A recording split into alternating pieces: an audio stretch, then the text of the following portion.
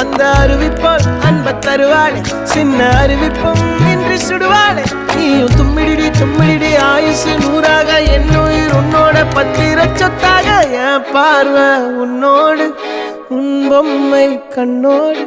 பேசாமல் விண்ணோடு